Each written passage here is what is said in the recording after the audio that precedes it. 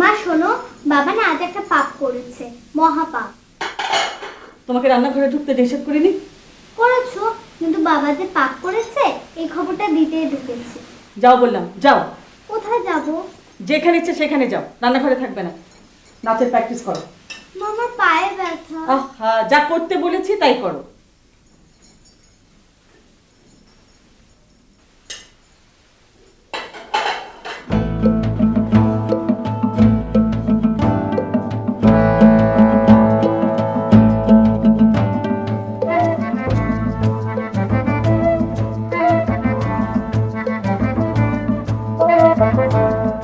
মামা শোনো, ভাইটা কি ঘটনা বলো? বাবা না একটা পাপ করেছে। মোটে একটা পাপ করেছে? এটা কোনো বিষয় না। একটা দুটা পাপ আল্লাহ পাক হিসাবের মধ্যে ধরে না। উনি কয়টা পাপ হিসাবের মধ্যে ধরেন? উনি কোনো পাপই হিসাবের মধ্যে ধরেন না। ধরলে দুনিয়াতে এত পাপ হয়? মামা আমিও না বক্সিং করব। আসো দেখি মামা ভাইগনা যুদ্ধ। ওকে?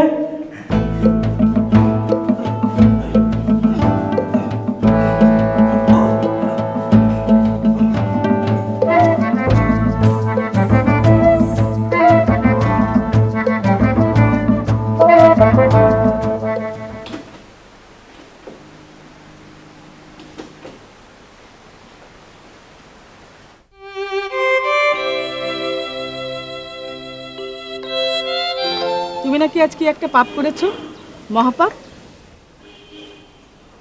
কি ব্যাপার, কথা বলছো না কেন? কি পাপ করেছো?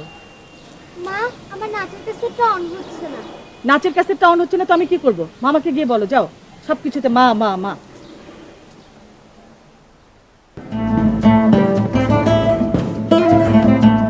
মামা, আমার ক্যাসেট প্লেয়ারটা অন হচ্ছে না। চলো দেখি কি ঘটনা।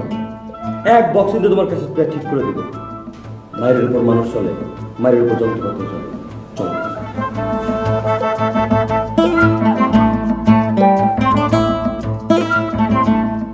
কি বাজে না? না।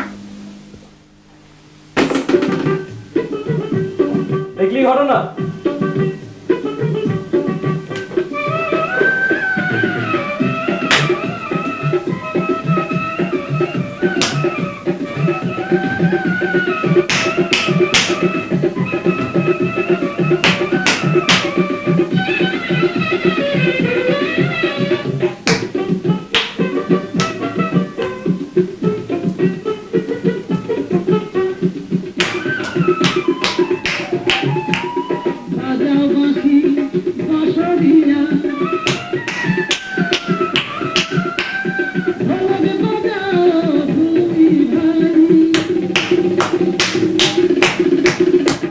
তুমি একটা টোকাই মেয়েকে আইসক্রিম কিনে দাও, এটা তো ভয়ঙ্কর কোনো ঘটনা না।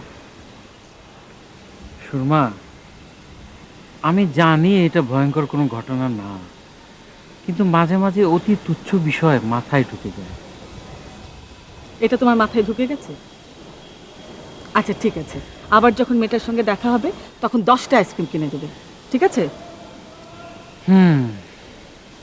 সে কি, তুমি তো চাটা মুখেই দাওনি, সে তো ঠান্ডা হয়ে গেছে। আরেক কাপ বানিয়ে আনবো?